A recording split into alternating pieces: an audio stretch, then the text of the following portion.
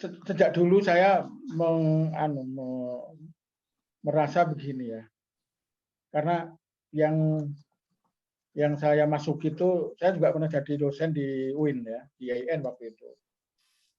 2 tahun saya ngajar. Kalau dulu kan ngajari, ya. Sekarang ngajar beneran. Nah, di samping itu juga saya juga di bawah ya, mendampingi itu.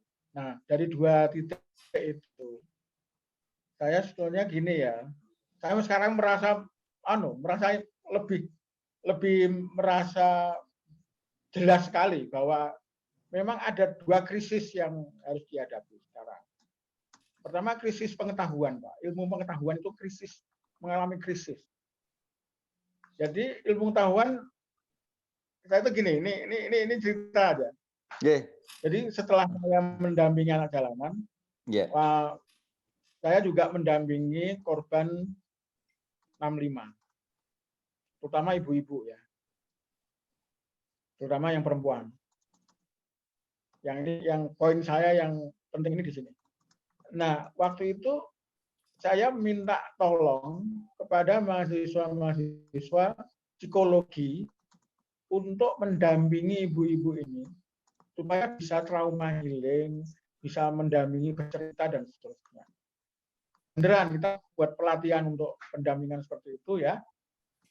Dan ternyata setelah beberapa kali ketemu ibu-ibu itu mereka nggak kuat. Jadi dalam ilmu yang mereka pelajari di kampus, ini jenis pengalaman manusia yang tidak pernah mereka bayangkan. Jadi kok ada ya gitu. Karena yang dipelajari kan psikologi itu kan diarahkan ke psikologi industri, nanti jadi konseling untuk bagaimana bisa achievement untuk karir macam-macam.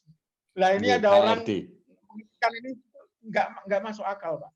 Dan mereka akhirnya nggak bisa meneruskan. Ya.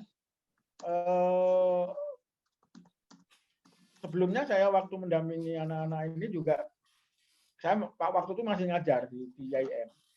Nah, salah satu tugas saya kepada mahasiswa adalah melakukan semacam riset kecil-kecilan di berbagai macam kelompok. Ya. Ada kelompok agama seperti kelompok aliran kepercayaan. Ya. Kalau gereja-gereja sih sudah mainstream itu, nggak saya tugaskan ke sana. Kelompok kepercayaan ini. Saya sudah bertengkar dengan mahasiswa saya. Kok ada ya orang beriman dengan cara seperti itu apa ya, bisa benar apa enggak gitu ajaran mereka itu loh. Ini kan ngajak tengkar gini nih. Saya bilang gini, kalau kita beragama, lalu mereka ada kepercayaan-kepercayaan yang bermacam-macam itu. Sekarang gini aja lah. Kita itu kan bertetangga sebetulnya. Wong mereka juga percaya Tuhan, kita juga percaya Tuhan. Kamu juga belum pernah lihat Tuhan, mereka juga belum pernah lihat Tuhan. Apa sih bedanya? Kenapa kamu merasa benar sendiri? Wah, itu juga mengasihkan ya. Di samping juga pertengkaran dengan mahasiswa yang mengasihkan seperti itu juga. Maksud saya memang enggak masuk lagi-lagi Pak. Pelajaran di kampus itu nggak bisa mendeteksi hal-hal yang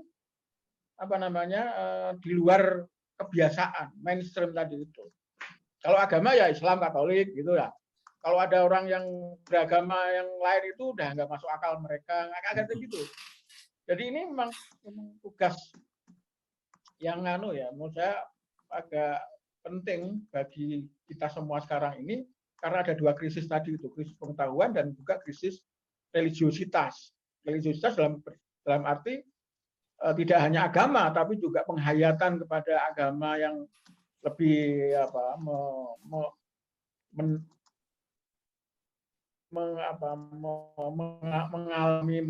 mendalami pengalaman manusia itu udah agak jarang sekarang ini.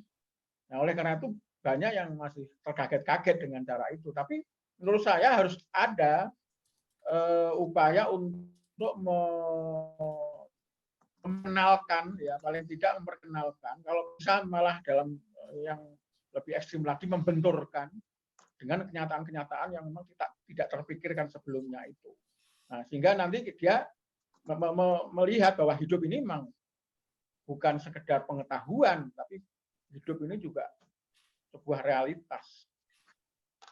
Menurut saya kok itu yang penting bagi saya, karena saya masih terngiang yang betul itu.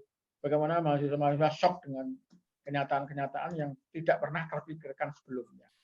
Itu aja Pak, pada Romo. Ini sama dengan Romo Haryanto tadi. Dikonstruksi tadi ya. Konsepnya sama.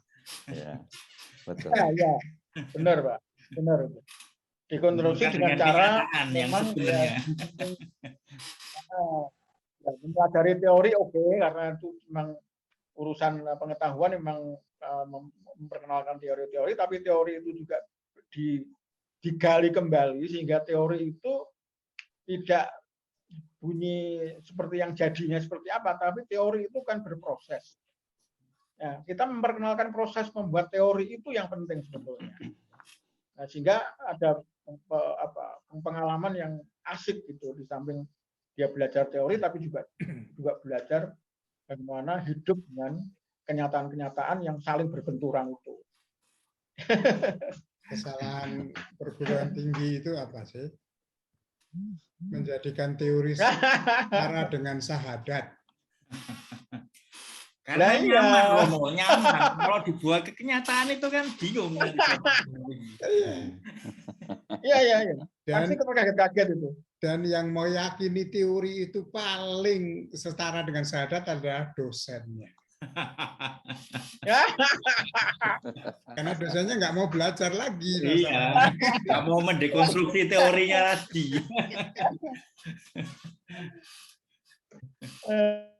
Pengetahuan itu menurut saya, pengetahuan kalau saya.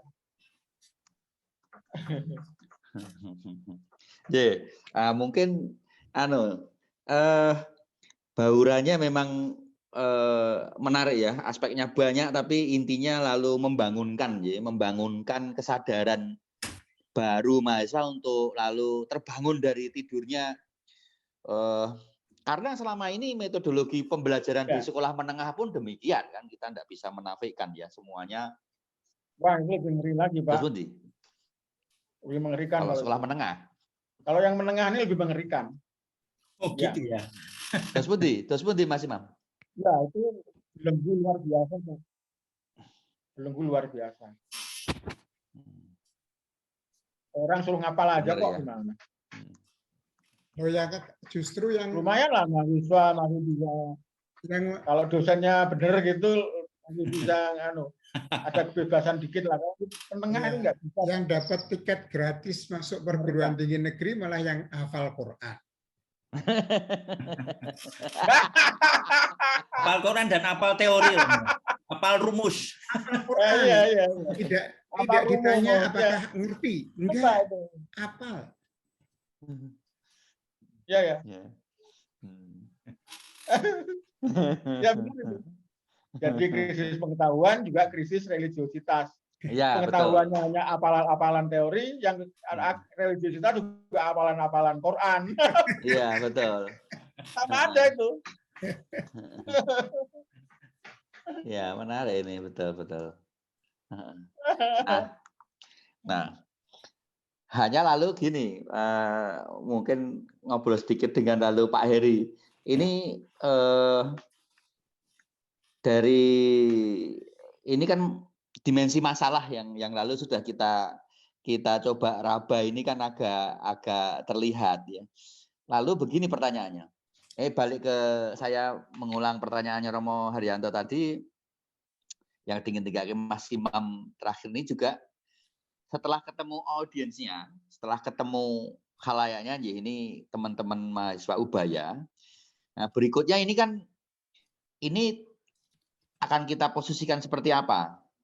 Sharing dari Romo Haryanto dan Gus Imam Aziz, ini kan apakah ini dijadikan latar belakang pengolahan metode kita nanti ketika memberikan?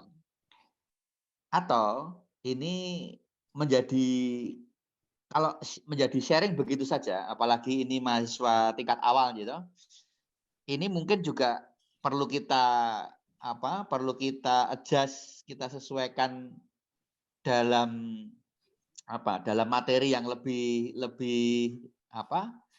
mudah dipahami mungkin. Atau memang ini hanya sharing Mas Imam dan Romo Haryanto, ini lebih sebagai latar belakang untuk saya dan Pak Heri nanti ngolah pendekatan Zoom awal seminar itu ya, sebelum ada sesi lanjutan. Seperti Pak Heri. Ya, saya sih tertarik dengan ceritanya Romo Haryanto ketika tadi mendekonstruksi kitab suci tadi. Dan saya tertarik dengan Gus Imam yang cerita tadi ketika ternyata mahasiswanya itu lebih nyaman di kelas karena di dunia nyata itu lebih membuat mereka bingung mau ngapain. Tapi Romo Haryanto tadi menjawab bahwa kalau mahasiswanya selesai kuliah bingung, itu justru kuliah yang berhasil, kira-kira seperti itu. Kalau sudah kalau gurunya punya pertanyaan terus bisa dijawab 1 tambah 1 sama dengan 2 kan sudah beres kan, berarti itu kan nggak menjawab sesuai dengan Romo Haryanto tadi. Kalau bingung, nah itu baru. Kalau dibuat gitu ya, gitu aja ya.